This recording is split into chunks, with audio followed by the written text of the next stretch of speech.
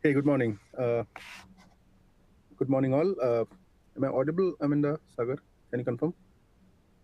Yes. Hey, very good morning. Welcome all to the webinar where today we are going to officially introduce NVIDIA DGX Spark AI personal supercomputer, which will help developer to accelerate local AI development. And I am Somnath Jana. I'm a senior solution architect in NVIDIA, and I'm here with my colleague Sagar Desai, who is also part of same team. And Sagar is there. Sagar is saying hi, and we'll be taking you through the next 1 hour or 60 or 75 minutes, basically talking about the new product, fantastic ecosystem, and we'll also give a glimpse to the possible application development you can do with this little tiny supercomputer, right? And then I'll move to my next slide, and please ask questions, keep it interactive. There is a Q&A window beside, and whenever possible we'll take as much question as possible so that we are answering back, right? uh, okay, all right. So first thing first, I think this doesn't need any introduction that AI is we are at a very pivotal moment of technology at this moment, and artificial intelligence is just not a buzzword. We are experiencing in every form of uh, in every form possible in our daily life, in our work, in our offices, whatever we do, right? So it has become a transformative force. It is reshaping how businesses are thinking to operate and renovate, right? And if you look back, right, the concept is pretty old, but we have seen or we are experiencing AI.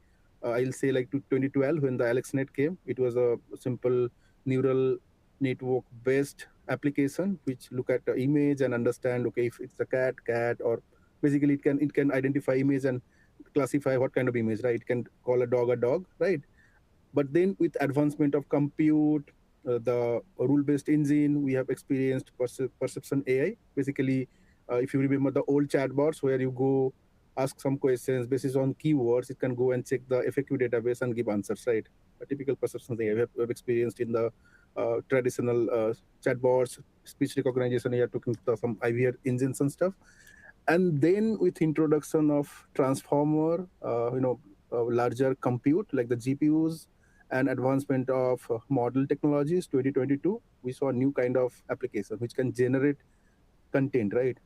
Different kind of content, text, video, image, audio, code, right? And that's why we experienced ChatGPT kind of platform. And I think that changed the world how we have experienced AI, right? And today, in some form, we are using GPT kind of platform for different purpose of our life. And as we are talking, as we are seeing this advancement last 3 4 years, we are seeing that this different functions of generative AI, basis on the huge data set or massive data set exposure and latest computational platforms, SDKs, model development, we are thinking they are coming to agentic nature and they are integrating with each other, creating a data flywheel where these models are not only uh, giving responses based on their existing learning, rather they are continuously learning, reasoning, and responding back to the queries, right? And that's where we see that autonomous reasoning, making decisions, executing complex tasks, that is becoming part of agentic AI process. Now, why I'm talking all these things, right? I'm sure you all know, we all are hearing, listening everywhere that agentic AI is taking over, right?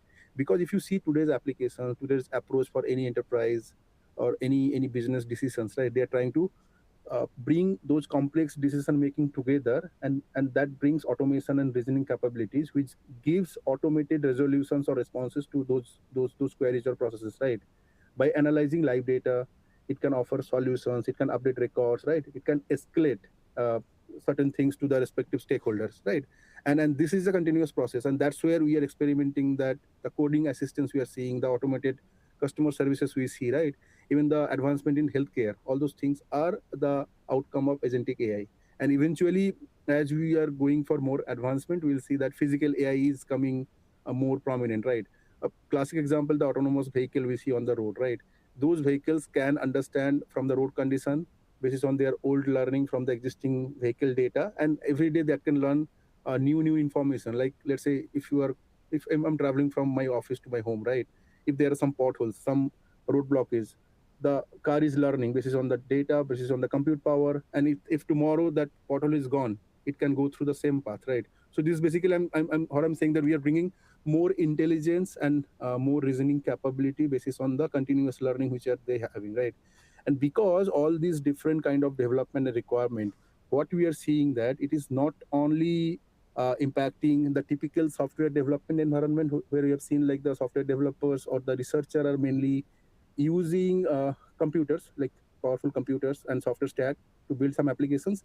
Rather, anyone who are working in different industries and working with software, they are part of this AI pipeline.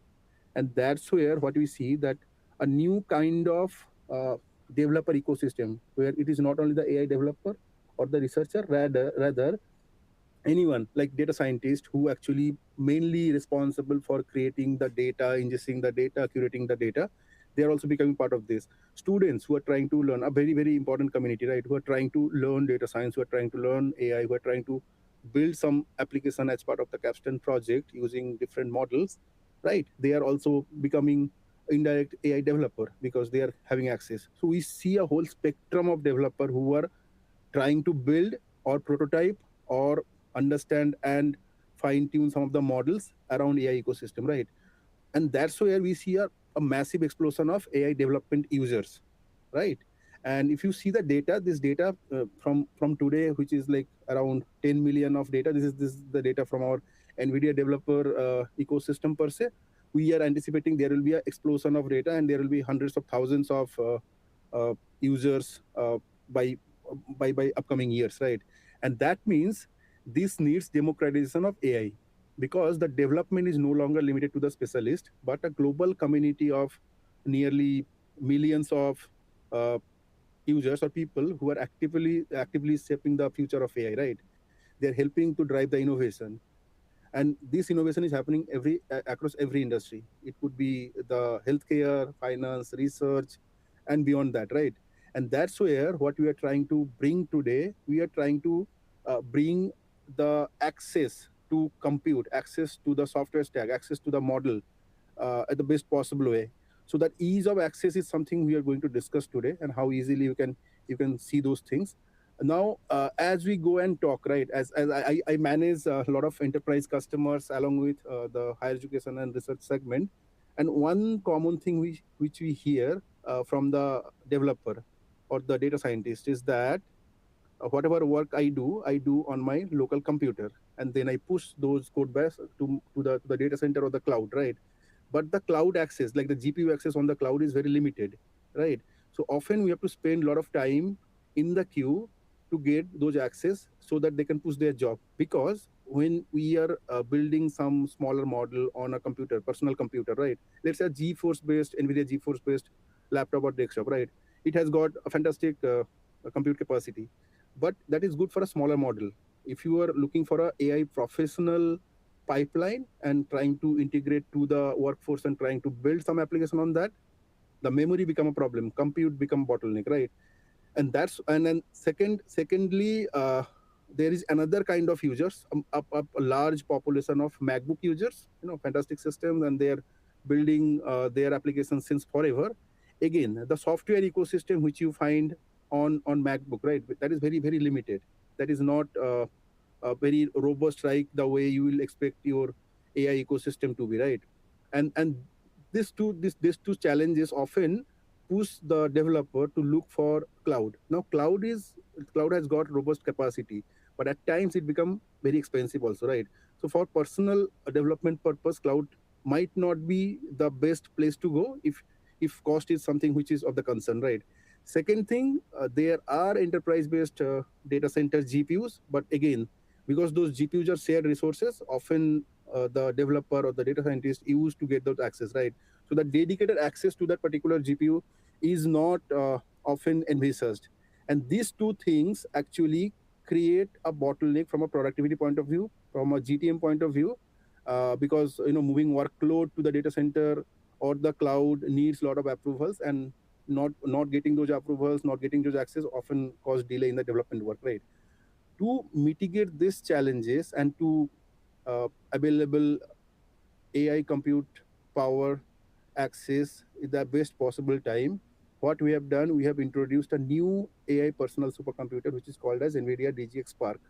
It's a tiny, small computer system. I have one of such. You can hold it on your palm, and this got a massive computational capacity. So from a capacity point of view, if you see, it got around 1 petaflops of AI performance power. That means you can comparatively large model, you can create prototype, you can do fine tuning, you can do a small inference testing, so that your development is faster. And once you develop on this small system, the best thing is that the architecture, and in the architecture, the Grace Blackwell, it remain constant from this AI personal computer to the data center grade computer, which is our GB200 kind of GB300 kind of systems.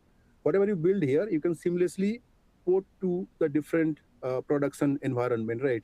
So the best thing is that you build once and deploy anywhere. Now this system capable of doing things which a large server based or cloud based GPU can do, right? Like supporting different kind of floating points, which are very very important, right? FE4, FE8, FE16 it supports. What it gives you super fast C2C interface, which gives you a massive bandwidth, right? The network bandwidth plays a very important role. It supports complete NVIDIA AI software ecosystem. So we are trying to address two things. One, we are giving more compute at your local desk so that you can do prototyping with larger model.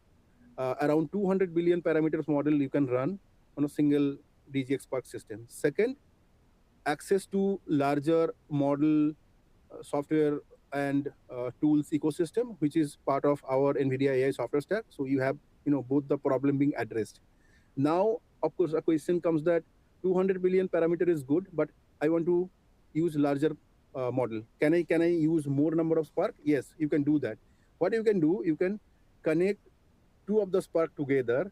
Now we have 200 parameters, 400 parameters of model run together. They get fine tuned together, and I think Sagar has got two systems stacked together. It's very easy. Just connect two of the cables at the back end, and you see the systems are ready. Now you can you can run larger model, and since both the machines are connected through our ConnectX 7 kind of ConnectX 7 generation of NIC cards, it gives you a 200 Gbps bandwidth across these boxes, right? So that the fine tuning becomes faster, the communication becomes faster, right? And another thing is that it also supports, there are NVIDIA multi GPU technology like Nickel and MPI, which are very, very critical when you are doing a multi-node training, right? So it supports. So the overall compute capacity increases from 1 petaflops to 2 petaflops, which is a massive performance, right? Which is as good as having a old generation GPU-based server, right? So those are the availability we are bringing to the personal system.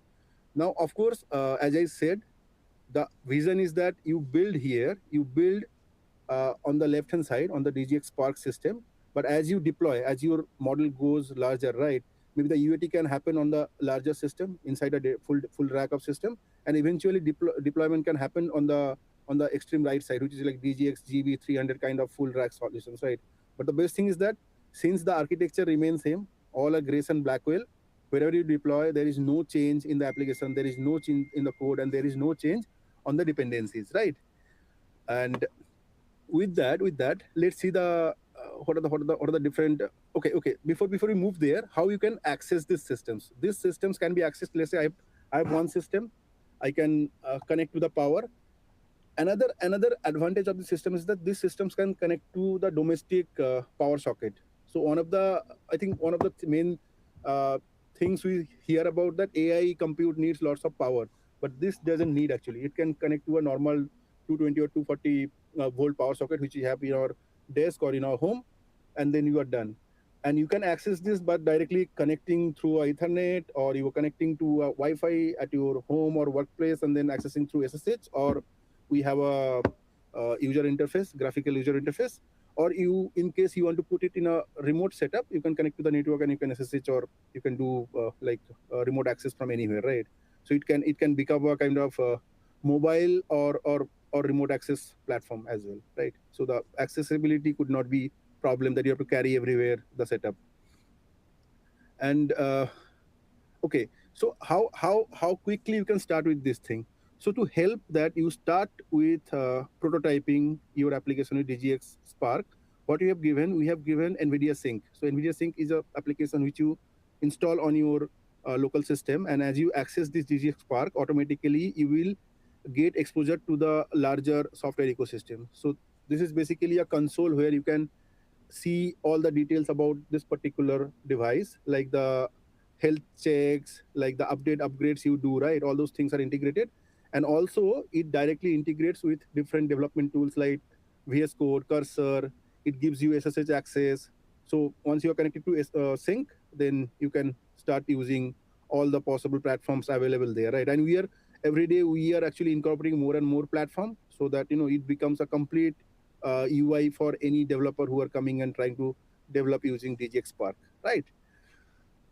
Now, if you look here, we are, as I said, like the software stack is the secret sauce which you get along with, so that it helps you to build next generation application. It helps you to experience the complete AI professional pipelines, and then you can build these things. And that's where what we are giving it. We are giving the complete NVIDIA frameworks, different platforms like NVIDIA Nemo, where you can do model customization. We are giving access to the Cosmos for physical AI, Metropolis for Vision AI. We are giving access to the NIMs, so that you can build application and experience inferencing. If you are working on, let's say, AI sensors processing, Holoscan is something which you're offering. Working on robotics, NVIDIA Isaac portfolio or the complete SDKs are exposed to this particular platform. So as you start using this particular platform, you get access to that. And it is not only the NVIDIA ecosystem which you will get access along with this. We have a large third-party extensive ecosystem, which is where you will find a lot of tools. You will see here, if you see the Hugging Face, PyTorch, Meta, OpenAI, Google, Quen, Unsloth, all those third-party ecosystem, their models, their application services, all are available from day one itself, so that developers can use DGX Spark and take advantage of all the possible ecosystems. And that's what we say, like the ecosystem is the maximum ecosystem you can find out of a personal supercomputer for AI, right? And this is a broader partner ecosystem. I think this again this covers all the companies who are working on AI development. And this list is, of course, a limited list, and this is a very extensive, but we have tried to capture the important companies who are creating tools, models, and softwares which you can experience on the DGX Spark, right? So that gives the credibility what this system brings to the table. Okay. And with that often the question comes that, okay, this is a personal computer, so who could be the best possible users? The first thing is that the software developers or the data scientists, right? And majorly we have seen the technology companies like the system integrators, independent software vendors, the CSPs, right? So if you are working for anything, building some application, or training, fine tuning some model, or creating some application, I think your disk should have more AI compute capacity, and that's where this can become part of your disk, so that your desktop or laptop has additional capacity where you can run those models and build your application, right? Second thing, it is becoming very very popular for higher education and research, from a two aspect. One, for the AI labs which you see, they are the typical workstations in AI lab which are having some GeForce based GPUs, which again become compute limited, are can become like DGX Spark can become additional compute capacity, where it helps student to learn larger model, larger pipelines, and newer data science techniques, right? So that they can learn those things on an applied manner. Second thing, the higher education researchers. The researchers, again, they often seek for more compute access at the desk, and they are one of the GPU poor people who doesn't have enough access. They look for different funds and different government initiatives, so that they can get some GPU sharing basis. But again, for them, this is becoming a instrument at that desk, so that they can develop first, and they can stack two DGX Spark together, so that they can learn larger models, right? And this research is a multifold. Mainly I'm seeing the research who are doing on medical, who are processing a lot of genomics data, who are working on weather, climate. For them, this is becoming a very popular system, right? And then last thing, the financial services. In financial services, there are two kind of thing. One, the financial services application developer, where they are building applications to predict different financial model, create a lot of graphs, right? Market intelligence data. For them, this has become a powerful system. And second, for the ML ops guys, right? From a security operation point of view, a lot of use cases are being developed on this particular application, like fraud detection, right? Anomaly detection, applying or complying to the various regulations and compliances, and how you control those data, right? Such kind of application decisions are being developed now on this DGX Spark. So these are the experience from the field which I just wanted to share here. And as I'm talking this, now how do you use it, right? So there are 5 areas where you can mainly use as a user, as a developer, right? You can, of course, as you're experimenting AI, the first thing first that you will try to do some prototyping. Now in prototyping, typically what you'll do, you will expose some model, and you can run those models and try to create some applications like chatbot, code assist, right? So that you understand, okay, what you're doing to means what you're expecting out of this particular deployment. Second thing, this is a very, I think this is where somewhere everyone starts fine tuning. Take some existing model, fine tune couple of layers, run that particular model with the data you want to ingest, and then once that model is matured, understand your data, you test it through inferencing, right? So that you can evaluate the performance accuracy of those models, and that gives you the initial exposure. Now how you do this? Typically we go to the cloud. Now with this DGX Spark, you can deploy those models on your personal computer. You can do this fine tuning, and you can experiment how it is like to build any AI based application using some popular models, right? And then the fourth thing, data scientist. You see, the data scientist has become, or data scientist job has become very, very uh, essential, because data plays the most important role, right? The kind of data you ingest to the model, the kind of output you expect. So data gathering, data curation, and data ingestion, a process which has become, very, very essential. And how do you accelerate the overall process? That's where data scientists are using NVIDIA compute system, NVIDIA Rapids kind of software, so that you can create an accelerated end-to-end data science stack, so that you can process those data and make those data ready at a faster possible time. And with the full stack solution of NVIDIA AI, the framework tools, APIs, and all those things available, I think data scientists are today doing their job at the fastest possible time. And the same thing is happening for the robotics, computer vision, the VLMs, right? Again, we are bringing that whole NVIDIA ecosystem, and you can uh, develop applications around this using DGX Spark, and then you can experiment as you deploy in the real time environment. Just to give you some experience, there is one video which I'll play next, which gives you understanding what kind of rapid acceleration we are talking about. But before that, just to give you some sense how easily you can start your journey, right? If you see the screen, so this is the console as you buy DGX Spark, right? The first thing, you go to build.nvidia.com/spark. You can go and check, and this gives you that console, and this consoles gives you all the knowledge, information, playbooks required to start up with, right? So if you start, like how you can connect remotely to the system, so that gives you all the configuration steps. It is just, GUI based next steps. So what are the things you need to do? What are the things you need to install on your local system as part of uh, your UI, like access or the console or the terminals, everything.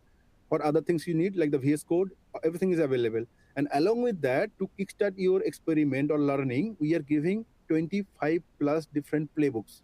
Now, these playbooks are important because as you access these playbooks has a complete script which you can push to the Spark as you set up the initial thing. Like you boot up the system. It's basically like you boot up the system, you connect to the network like internet, you give an IP, let it update so that it update all the firmwares and stuff. The OS gets installed automatically. So there is a DGX OS which runs on this particular system. Once you have that, you install like Comfy UI and NVIDIA Sync, VS Code on your local system, and from there you start pushing these playbooks. And these playbooks are basically container or Docker in format, So as you run those script, that path, it automatically puts that complete playbook, right? So this is the best thing about the playbook. You don't have to build the complete pipeline. You don't have to install the individual components separately. Rather, you can experience the whole stack, right? So I would request to go to build.nvidia.com/spark, and we'll share this slide and all the links later also, and you can understand that what kind of journey you will be expecting. Of course, you need a physical DGX Spark to experience all these playbooks, right? And as you deploy this playbook, right, you can experiment like the fine tuning I was talking about. Now, one quick difference. Okay, this is a fantastic example. Like, let's say I go to a GPT platform, or I go to a model, and I give a prompt that, create a toy Jensen holding a spark in a data center, and it gave a output which is a base model output at the left hand side, right? Because it didn't know that what is Spark, who is Jensen. It just had some idea about data center, and it created something. And Jensen is our chairman and CEO, right? So, but it looked nothing like Jensen. Now, what we did the fine tuning. We actually ingest a lot of information about Jensen. We put pictures of Jensen. We put pictures of Spark, and we put pictures of data centers. Now you see, post fine tuning, the model is like, which looks almost similar like Jensen. So small Jensen, little Jensen, tiny Jensen, and the Spark looks like Spark, right? Now what we did, like, this is comparatively a very simpler example, but here we have used one Flux 12 billion model, and what we have done, we have processed around 1000 images, high resolution images, and to do that, we needed around 110 GBs of VRAM. So this is where the personal computers or the MacBook kind of computers fails to do the fine tuning, because you don't get that much VRAM available on your personal computer, right? So just giving an example, and that's where Spark plays a very important role, because one Spark can give you 128 GB of VRAM or coherent memories, right? Which can process a longer sequence length. It can process more number of images at a higher resolution, and with help of the NVIDIA software ecosystem, you can do all these things. And it supports all different kind of fine tunings, like, LoRa, QLoRa's, supervised fine tuning, all those things, all those popular fine tuning techniques available today. So that's what I'm saying. So this is an enterprise grade system, but available at your desk for your personal usage, right? Another example, if you see here, as I was talking about, the inferencing, as you have built that application, right? You want to test that application. How do you test that application? So one of the playbook, very popular playbook, I recommend everyone who are having DGX Spark, or wherever I go and give a DGX Spark demo, is to, there is one chatbot which you have created, which is agentic AI agentic chatbot, or sorry, AI agentic based application, which gives you four different kind of functions, right? It's a chatbot kind of thing. We call it as Spark Chat, which gives you options to search documents. So it acts as a RAG, and then it has image processing. It creates some codes. It can chat to any of the queries based on the learning. So it is a complex multimodal workflow, execute it efficiently. If you look at the back end, right, it processes PDF kind of document, which are very complex in nature. PDF is not a simple document. It has text, it has tables, it has OCRs, it has hyperlinks. So you need to have a lot of different models to process those things, and then embed and retrieve, right? So that's the typical process. So with Spark, there means we are able to create, because the large memory played a very important role, where you can run multiple LLMs and VLMs at the same time, and we can create such kind of application. A fantastic way to experience these things. And since this runs on AP4, it's supposed AP4, the inference, the throughput, and the number of tokens generated, or the response time, you'll see, it's seamless. You will feel like you are working on a larger GPU or larger server-based ecosystem, right? So I think these are the way you can start an experiment. This is another example where, if you are working with generating images, large images, right? This becomes a very powerful system. So you have to understand, I'm talking about FP4, but again, I'm using here a Flux 12 billion model, and I'm using Compify UI. What we have done, we are processing 1K resolution images, but at FP4, FP60, not FP4, because you want higher resolution, right? And to do that, I need around 35 GBs of memory. Again, the GeForce based laptops, or the MacBooks, again, that goes out of throttle, right? And that's where this becomes a very powerful system if you're trying to create some application which generates images, right? So the coherent memory, 128 GB memory, becomes very, very powerful memory, which helps you to build those things.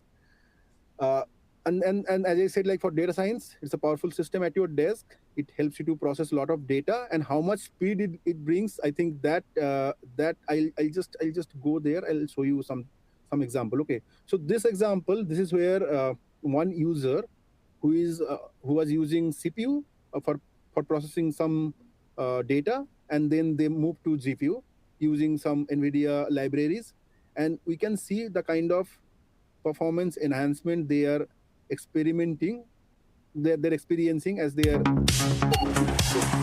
the video.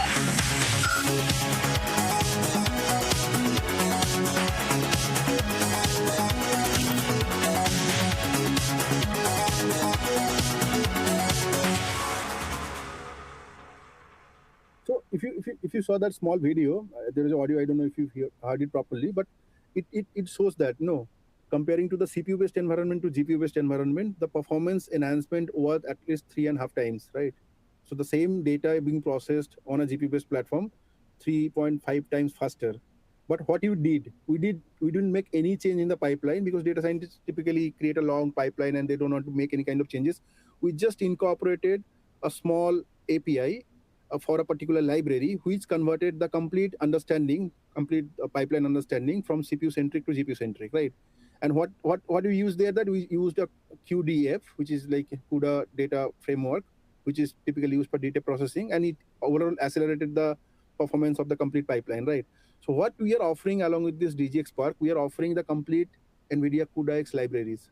Now, these CUDA-X libraries are something which resides at the bottom layer of any application we build, and it helps to accelerate any applications. It helps to understand the application how GPU works, and it helps that application take the full benefit of parallel computing, GPU based computing, so that the work is happening faster, and it is also getting all the benefits of generative AI or other AI technologies, right? And we are giving this free of cost, because all those things are open source. You need a platform, and that's where the DGX Spark become very handy. You can do something on QDDN for deep learning, to some gene sequencing to data processing. Okay, so there are like 400 plus different libraries available at this moment, and this ecosystem is only growing. So I would request, if you are using NVIDIA stack, or if you're trying to build something around AI or generative AI, please look into the CUDA-X libraries to help you to build things faster. Right now, let's look some of the early customers we have worked on. So this is one customer, uh, Bit Plus. So they are basically into television content, right? So what they do, actually, they try to understand the user's pattern, what kind of content they are using. So they run a lot of analysis, right? Now, what they did, they run around 6 years of streaming data, which were running across 10 million plus users, right? Lifetime users. Now, usually using a Spark, so they use typically the graph network. So they use DGX Spark, they use QGraph, another library, to accelerate the overall things, and they got a performance enhancement of 683 times, 3% of times. And this is some performance which even we have not heard of. We have seen like, I have seen like, customers are using CUDA libraries, and they are accelerating like 2x time, 3x time, but almost 7x time. This is something we didn't heard of. Then we actually checked actually what different you did. Again, we saw that the customer, the developer, and all the data science, they are using MacBook as their primary device, and then from MacBook they just included Spark along with them, and we see the overall performance enhancement, right? So a simple change, but the performance enhancement was enormous. And that's where we are seeing that reducing clustering tasks from hours to seconds possible with DGX Spark, CUDA libraries, and NVIDIA software stack, right? Helps business to do things faster. And there is another thing, another demo is there, which helps you the other side, like if you're trying to build something around video analytics, right? Real-time video analytics, using some video search summarization. You see how seamlessly it works. It is using a Cosmos Region 1 VLM model. This particular application can help you to build an application which understand video, do summarization.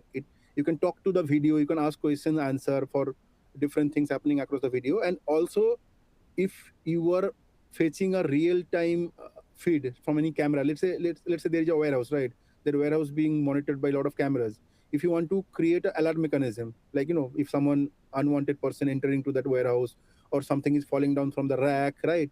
If someone is roaming around that particular warehouse or factory floor, not wearing all the security measurements they have, it can create real-time alerts, right? Fantastic way to have a monitoring to a live workshop. Spark makes this application happen at the first possible time. There is a video. Yeah.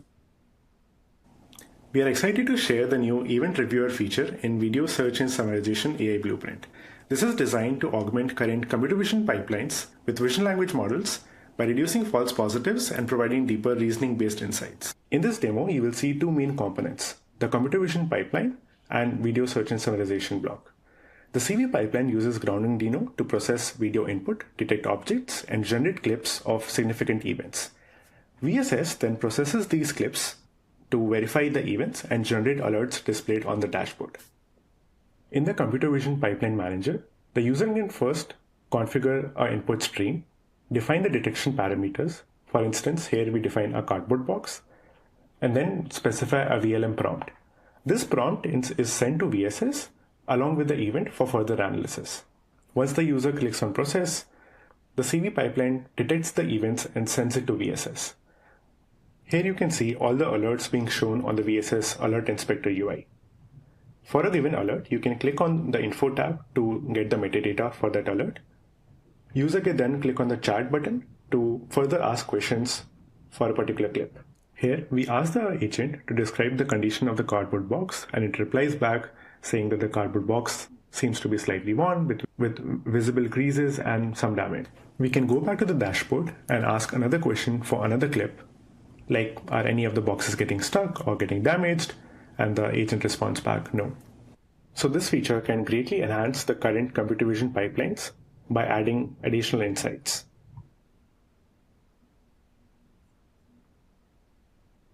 So very classic example for experimenting how a factory workflow or a large warehouse or a supply chain or an assembly unit works, right? So and you can experiment this large pipeline of different softwares, models, and SDKs together on a DGX Spark.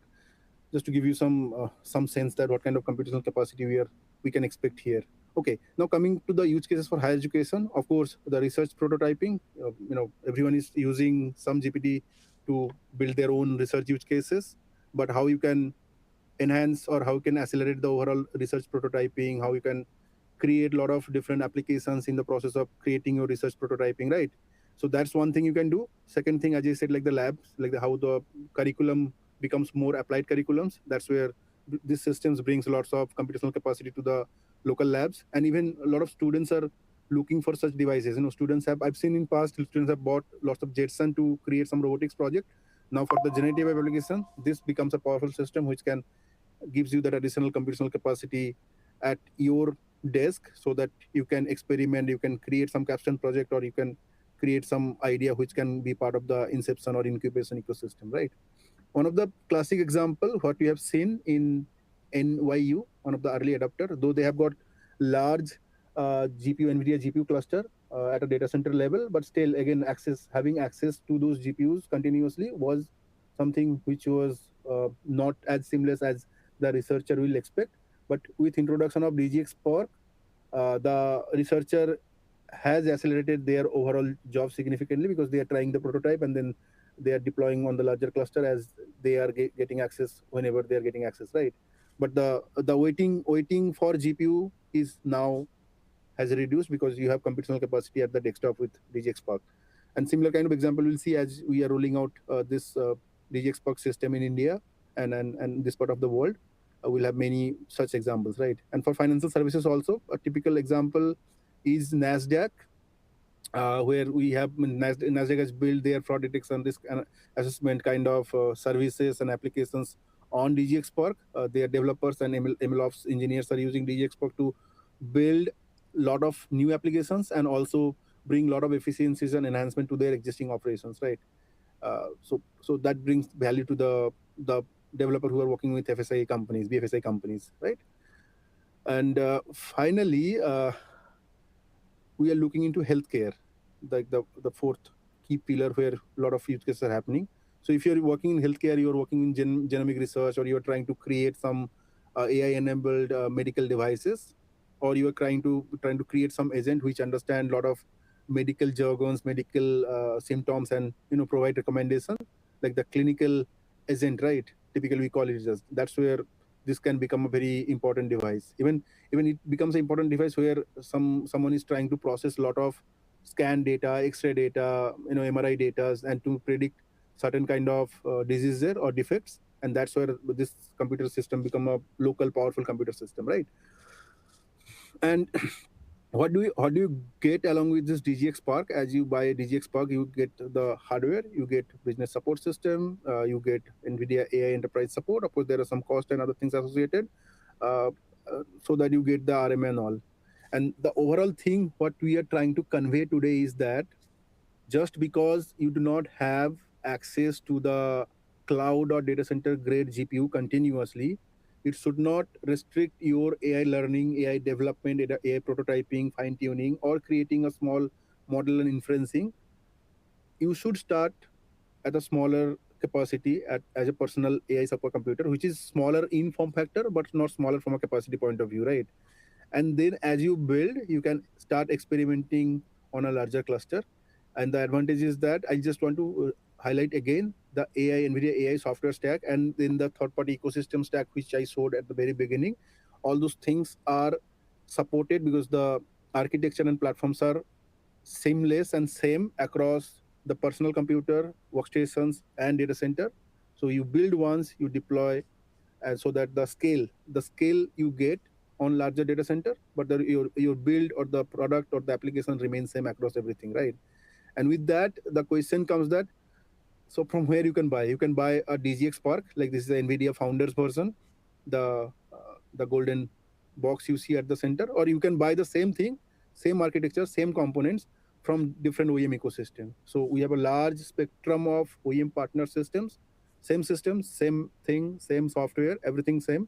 Only you'll see different logos and different kind of colors, I would say, but you can buy from anywhere, and this is available in the market to purchase.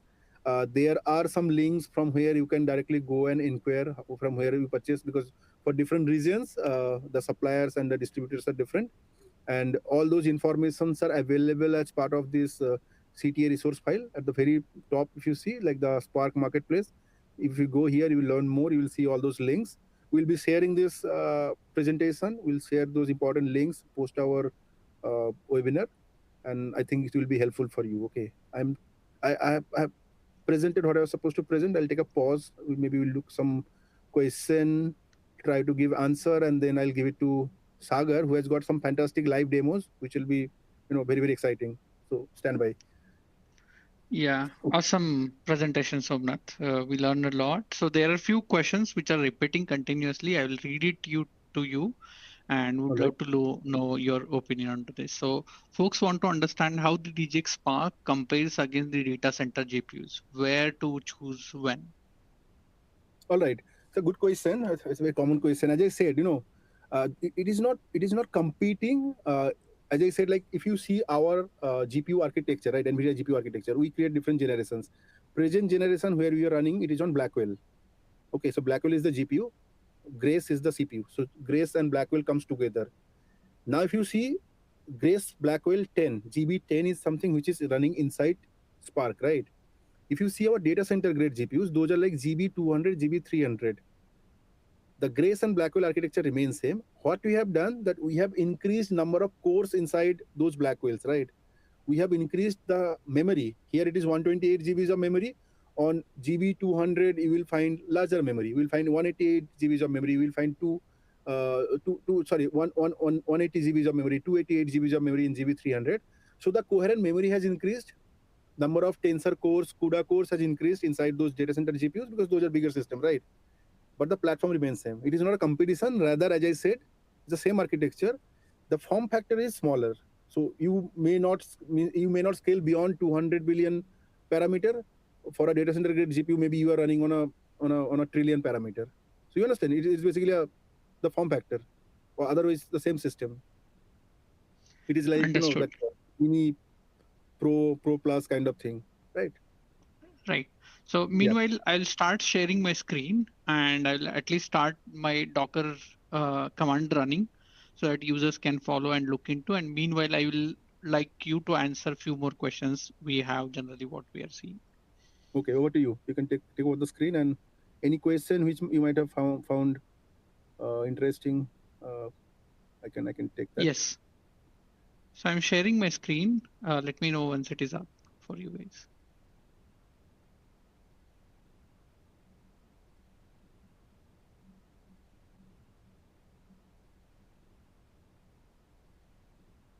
It is up. Somnath, can you confirm once?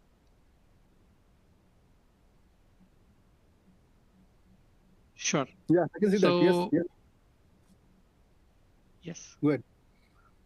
So before we move on to the direct coding part, I would like to share and resource websites where you guys can get all the information with respect to the DGX Spark. So I'm sharing my screen again, resharing my screen.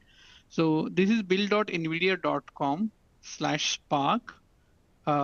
This is the website you guys should refer to for all the resources with respect to the DGX Spark, how to get started, what models you can train. These are some readily available playbooks available, right? There are playbooks ranging from direct training to direct inferencing, ranging from blueprints to vision language model to large language model, and variety of applications. So if you see, all the playbooks are ready to use. You can look into it, try those out, how to extend to the 2 Spark GPUs, how to stack multiple of DGX Spark. Those are questions most majorly would be answered onto these playbooks and stuff. Right. I hope that answers many of the questions with respect to the resources. Now let me come back to the screen. Meanwhile, Somnath, there was one more question with respect to what was continuously repeating as to people want to understand, still confused about how they see DGX Spark. Is it a CPU? It is a plug-in device to their CPU? How does it work? So they want to understand how they get started.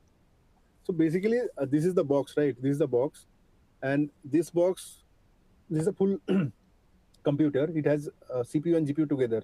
So the GB we talk about, right? This has Grace and Blackwell. So Grace is the CPU and Blackwell is the GPU. We call it as a super chip. So there is one chip which has the Grace and Blackwell sitting together. The CPU and GPU are together, and they are sharing that 128 GBs of coherent memories. So what you do, whatever workload you put, right? You push those workload here, but what you do, you switch on this system, you connect this system to the network, and with your personal computer or laptop, right? You do a SSH or you do a UI access to this device. Now, once you have remote access to this device, either you can use VS Code or you can run a Docker inside this, and you can push those workloads, right? So this has CPUs and GPUs. If your application needs CPU, it can leverage the Grace. It's an ARM-based CPU. If your application needs GPU, you can use Blackwell GPU inside this and take the benefit of the coherent memory. If that answers the question. Yes, Somnath, it answers the questions, right? Thank you. We will take a few more questions at the end, Yes. once we complete the demo part. Okay, sure. So guys, on the screen, I'm seeing my VS Code demo. Again, it links to what question we had just Somnath answered, like how we can connect. So here I'm connecting or using DGX Spark as a server. So I'm just connecting my VS Code directly. So if you see, I'm SSH to that particular DGX Spark directly as in server. So the server is up for me. I have connected. And today we will try to see how we can host a simple Llama 3.18 billion parameter model and how we can do a inferencing on that particular model. On my screen, again, these instructions are provided onto build.nvidia.com/spark. On this website, we have already a Llama 3.1 inferencing playbook, and I'm presenting a part of that playbook so that we can wrap this up into available time. So first step, we start with exporting the tokens, HF tokens and NGC tokens to pull the Docker images from the NGC as well as Hugging Face if required. Second command is we are trying to remove any of the running GPUs or running Docker commands so that we can free up the port and other stuff, right? And then we have the final command to start the TRT LLM server. So this is the Docker run command. Again, detailed instructions are provided onto the build.nvidia.com. And once you run this command, you can see, let me enlarge my terminal once. So once you run the command, you will see these kind of logs which are running into. So if I go up onto the logs, so it is like a server, NIM server is trying to create, it is trying to download the model. It tries to understand what is the compute we are currently working on to. With respect to the current compute, it tries to download an compatible profile which works onto this one. So the logs are very detailed one. I encourage you, all of you who wants to go into detail, to look into these logs. For example, the max sequence length, what it is supported, maximum number of requests, then token, those all things are listed here into the logs, right? Once you run this command, at the end, you should see something like that. These highlighted rows. This signifies that the server is up and it is running now, right? So once the server is running onto this particular port, you can turn on another bash, and let me clear the previous message. And you can do a simple curl command onto this one, right? I will wait for my screen to sync up. Okay, we are on to the other bash. Now onto this other bash, we are trying to send a curl command. So this curl command, if you see, is registering into the local and on the port of 8000. And we are trying to provoke a model Llama 3.1, and we are sending a content at what is the tensor RT LLM, right? And as you can see into the response, the model has given like TensorRT LLM appears to be a combination of the two technologies, TensorRT and LLM and blah, blah, blah. There is a lengthy response, but you guys got the gist, right? How do we create the server model from the onto the DGX Spark, and how do we host that model onto the inferencing, and how do you can curl it? Again, this endpoint can be used into your agentic flow. At present, I am showing it via curl command. The same endpoint to query the model can be used via LangChain, LangGraph, or any of your agentic framework that you are presently using, or any of your code which is currently up and running for you guys. You just have to change the we just have to change the URL, and that is all we have to do for coming back to the or using or hitting this endpoint. I hope that explains it well, but I would highly encourage all of you to go on to the build.nvidia.com/spark. That is where all the resources with respect to the demo we showed, or whatever Somnath showed into his presentation, those all resources are present on those website, right? So that is all from my side. Somnath, if you are up, we can take few more questions onto the things. You are speaking on mute. I have unmuted myself. Am I audible now? You are still on mute. We cannot hear you. No, I'm not muted.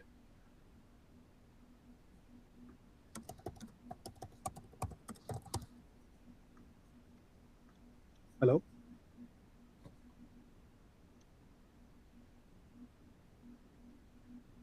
Can you hear me now? Yes, I can hear you now. Great. Okay. Yeah, so there are a few more questions with respect to how to connect to the VS Code. So I can answer that. So you can directly SSH if it is connected inside your organization or onto your machine. You can hop your DGX Spark onto your network LAN cable or your network setup, however it is built, and then via an IP, static IP, you can set it up. Again, with respect to detailed instructions with respect to setting up, booting it up, onto the, you can refer to build.nvidia.com/spark. Yep. Right. It's simple. Yeah. The There way were few more. you use any SSH client, right? Once you connect this device, you'll use the same way to access through the VS Code. Yes. There are one more question continuously came up, Somnath. That was, how does the RTX Pro card stands against the DGX Pro? And again, it may link back to how the data center computers. Okay, so RTX Pro, very good question. So RTX Pro also based on the Blackwell generation. So there is one key difference. RTX Pro is developed based on x86 platform. So the GV is based on ARM, like the Grace is ARM-based platform. In RTX Pro, you get only the GPU. You don't get the CPU. You get CPUs from any popular x86 AMDs or Intels. One key difference, of course, the form factor. If you see, this gives you 128 GBs. RTX Pro starts with single GPU 96 GB. So the memory, GPU memory is lesser. What I understand, this is not official announcement, but the price of RTX Pro is much higher than Spark Pro. Sorry, the Spark system, right? So though you are getting more memory, but if you compare one single DGX Spark and one single RTX, the cost will be significant. RTX will be higher, right? Now RTX is considered as a workstation grade or a server grade GPUs, right? So if you are user who are also looking to work a lot on multimedia, like you are working a lot of multimedia processing, you are working on digital twinning, you are working with OpenUSD kind of ecosystem, that's where that RT, like the ray tracing course, helps you better, right? If you are user working on generative AI based development, you are trying to understand some model, fine tune inference, I think that experiment will be cheaper on a DGX Spark system. You understand? So Yeah, both the greatly things are nice. articulated. If you are like multimedia user, you are looking for digital twin kind of thing, omniverse kind of experience, that will not run on DGX Spark because that needs ray tracing course. There are different courses, right? CUDA course, tensor course. Tensor course are for generative AI transformer kind of thing, and the ray tracing course are which understand rays, right? The lights. And the RTX series of GPUs are very specific that the name goes for RT. That RT stands for ray tracing. So if you're dealing with lights, processing multimedia, RTX is the thing. But if you're doing generative AI experimenting, Spark will be a better solution, cheaper, better. And second thing, RTX needs more power supplies, right? So the domestic power supplies might not be good enough to connect. Just to give an example, this consumes around 130 watts, right? RTX Pro 6000 consumes around 600 watts. So that needs all those specialty requirement at the things. If that answers, I'm sorry, I just wanted to give you the insight. Yeah. Greatly articulated. You listed all the pros and cons very effectively, Sonath. I appreciate it. There are a few more questions with respect to the OS. So DJX Spark comes with Ubuntu OS, right? And there are a few more questions with respect to whether we can train inference. So consider DJX Spark as any other GPU, but it has a limited capability, but it can do all the most of the things what a GPU can do. So you don't have to restrict yourselves to the training or inferencing or data processing kind of a thing. So it can do most of the things what a normal GPU can do, but in a limited capacity because it is meant for a developer to quickly get you started off the feet. Right. Very apt. I think that's the best way to define this GPU. This way you can start and then you can scale. Sure. And I encourage all the participants to take out the survey at the which will be displayed at the end of this session before we close. That survey would help us to gauge your understanding or your feedback onto this session.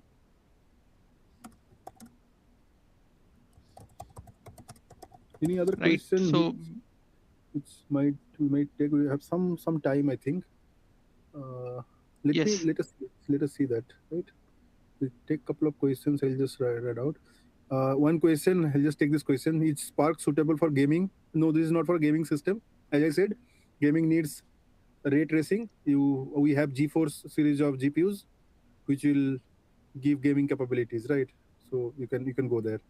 Not every GPU supports gaming capabilities. These GPUs are made for creating application, experimenting, experiencing generative AI, doing data science. So not for gaming. This is a question. Cost. A lot of people ask for cost. So the cost is something which is shared by the supplier or the distributor.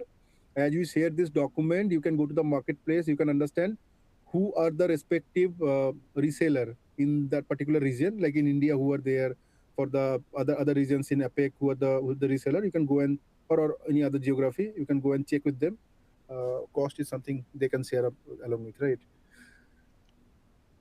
Can I Yeah, create? for the India specific, I have sent the list, sent the website out, which is our marketplace.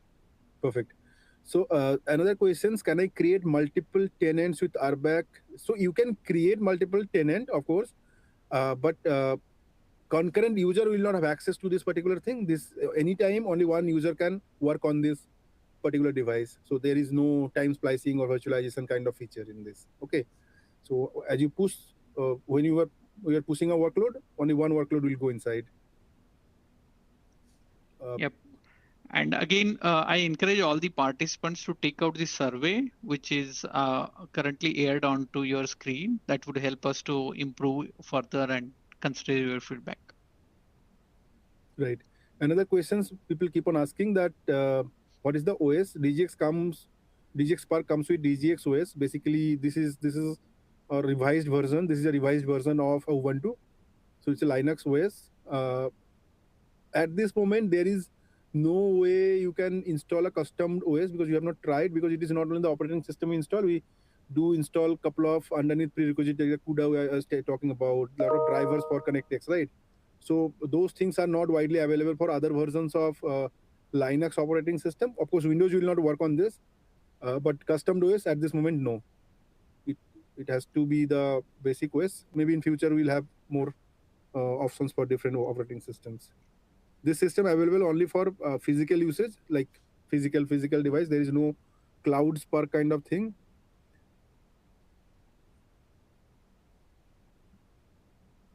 Yeah, basically, like we are There is a envisioning good. this system onto each developer's desk, and Yeah. it can be used. But So, again, it can be used via LAN or as a server as well, but hmm. majorly Basically, onto the desk. typical setup, what we have, like Sagar has or I have.